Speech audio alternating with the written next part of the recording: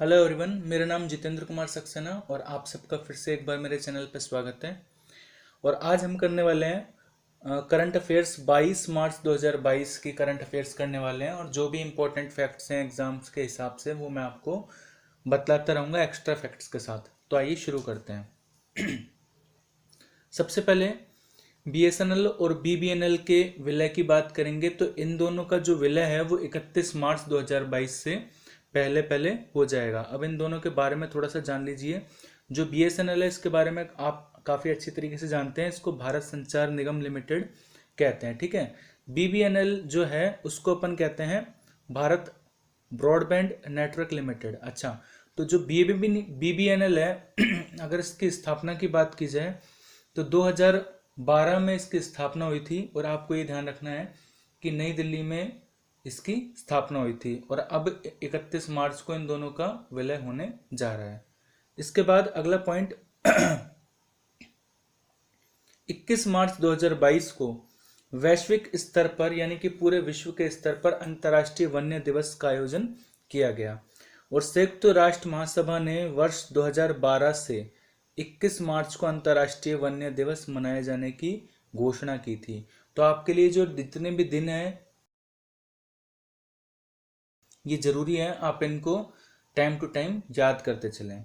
इसके बाद अगला पॉइंट है भारत और सेशेल्स के बीच संयुक्त सैन्य अभ्यास लामी तीये 2022 का आयोजन 22 मार्च से 31 मार्च 2022 के बीच भारतीय सेना और सेशेल्स का जो सुरक्षा बल है इसके बीच चलेगा।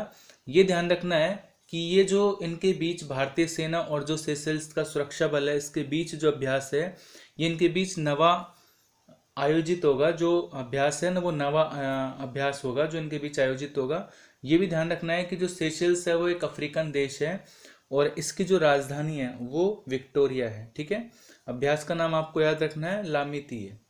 इसके बाद अगला पॉइंट जो नागालैंड विधानसभा है ये भारत की पहली ऐसी विधानसभा बन गई है जहां पेपरलेस वर्क होगा। यानी कि पेपरलेस विधानसभा की अगर बात करें तो वो नागालैंड विधानसभा होगी, ठीक है।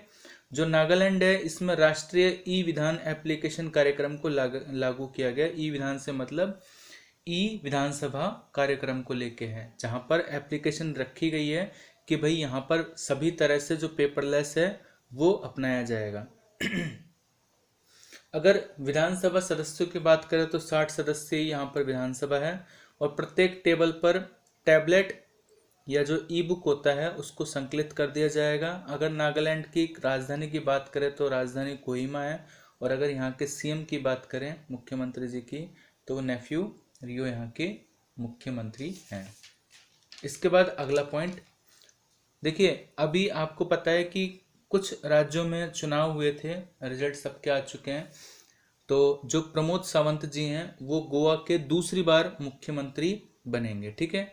गोवा के जो मुख्यमंत्री पद की शपथ है ये 28 मार्च को लेंगे।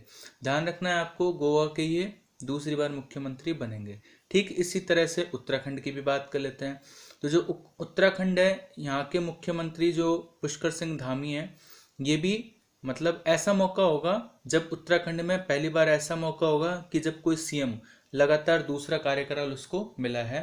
तो यानी कि जो बीजेपी है उन्होंने इन पे दोबारा से भरोसा जताया और ये दूसरी बार यहाँ के मुख्यमंत्री बनेंगे। ठीक इसी तरीके से आपको याद रखना है जो यूपी है वहाँ पर भी दूसरी बार मुख्यमंत्री बनेंगे। कौन? योगी आदित्यनाथ जी, ठीक है। और इसके बाद आपको पता है मणिपुर में मैंने कल आपको जो वीडियो थी उसमें भी मैंने आपको बताया था जो वीरेंद्र सिंह जी थे जो कार्यवाहक चल रहे थे मुख्यमंत्री, उनको यहाँ पर मुख्यमंत्री बना दिया गया है। अच्छा, पंजाब की अगर बात करें तो आपको पता है पंजाब में मैंने अभी वो भी वीडियो के थ्रू आपको बताया था जो भगवंत मान जी है वो यहाँ के मुख्यमंत्री बन चुके हैं। इसके बाद अगला पॉइंट है कि हाल ही में मालदीव सरकार ने सुरेश रैना को स्पोर्ट्स आइकन पुरस्कार से सम्मानित किया है, ठीक है। ध्यान रखना है मालदीव सरकार का स्पोर्ट्स में सबसे बड़ा अवार्ड स्पोर्ट्स आइकन अवार्ड ही है। अच्छा, जब ये अवार्ड दिया जा रहा था तो यहाँ के जो राष्ट्रपति हैं मालदीव के जो राष्ट्रपति हैं इब्राहिम मोहम्मद सोलिह वो यहाँ पर उपस्थित थे, ठीक है। और अगर यहाँ की राजधानी की बात करें मालदीव की तो मालदीव की जो राजधानी है वो माले है, ठीक है। अगला पॉइंट, हाल ही में एशियाई क्रिकेट परिषद ने सर्वसम्मति से फिर से 1 वर्ष के लिए अध्यक्ष जय शाह को चुना है। ठीक है, अब ये जय शाह जी कौन है? तो हमारे यहाँ पर आपको पता है जो BCCI है उसके जो सचिव हैं वो जय शाह जी हैं। अभी जो इन्होंने कार्यकाल लिया था वो बांग्लादेश से लिया था। ठीक है, इसके बाद अगला पॉइंट है, हाल ही में UN वर्ल्ड हैप्पीनेस रिपोर्ट 2022। ये बहुत ज़रूरी है स्टूडेंट्स, याद करने के हिसाब से इसमें से ज़रूर क्वेश्चन बनेगा कि UN वर्ल्ड हैप्पीनेस रिपोर्ट 2022 के अनुसार खुशहाल देशों की सूची में जो भारत का स्थान है वो 136वां रहा है। ठीक है, अगर पूछा जाए कि ये जो हैप्पीनेस रिपोर्ट है ये इसकी 10वां वर्षगांठ बोल सकते हैं, संस्करण बोल सकते हैं, इसका 10वां है। 146 देशों ने इसमें पार्टिसिपेट किया, या ये कह सकते हैं 146 देशों की रैंकिंग बनी। उसमें फिनलैंड जो है वो लगातार 5वीं बार विश्व का सबसे खुशहाल देश बना है। ठीक है, लगातार 5वीं बार, ये आपको ध्यान रखना है। भारत की 136वीं रैंक है।